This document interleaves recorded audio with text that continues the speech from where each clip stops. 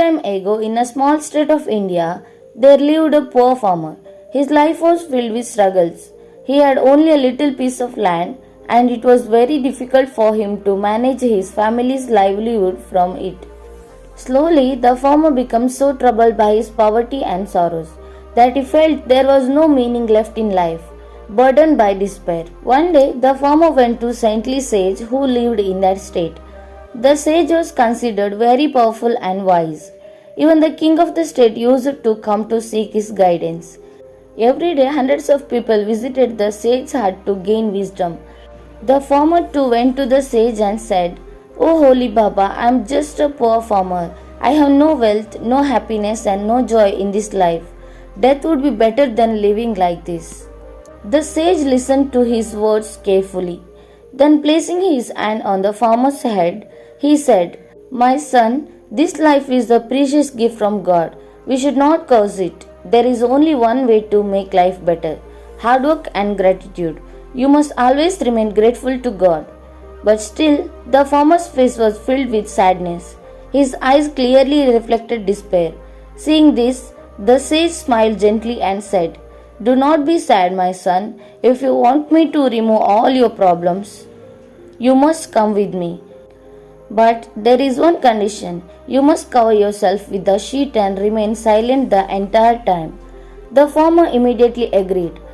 The sage covered him with the white sheet and held his hand, leading him along. First, the sage took the farmer to the house of the wealthiest money leader in the state. "Mulchand," at the door, the sage said, "Mulchand, this saint is very powerful. Whatever you ask from him, you will surely get."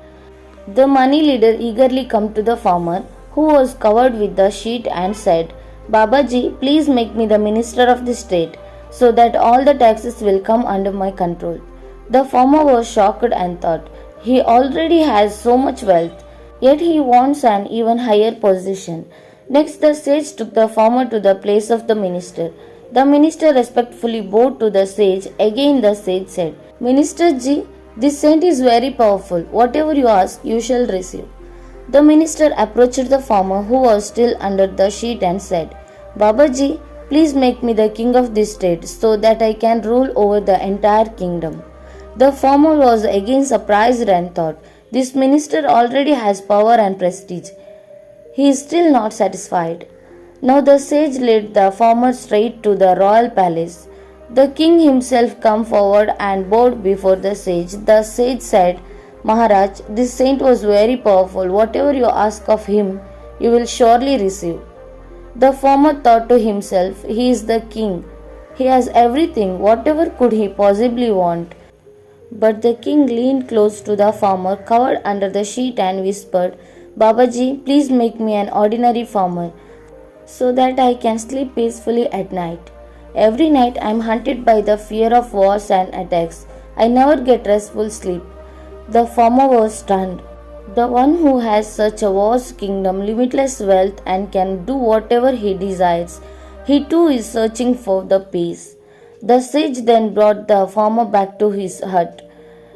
There he removed the sheet. Now the farmer's eyes were shining with the new light, and smile of contentment spread across his face. He fell at the sage's feet and said, "Oh holy Baba, now I have understood. In this world no one is satisfied. The money leader wants to be a minister, the minister wants to be a king, and the king wishes to become a just simple farmer. Now I realize that one should remain content with whatever God has given. True happiness lies in contentment."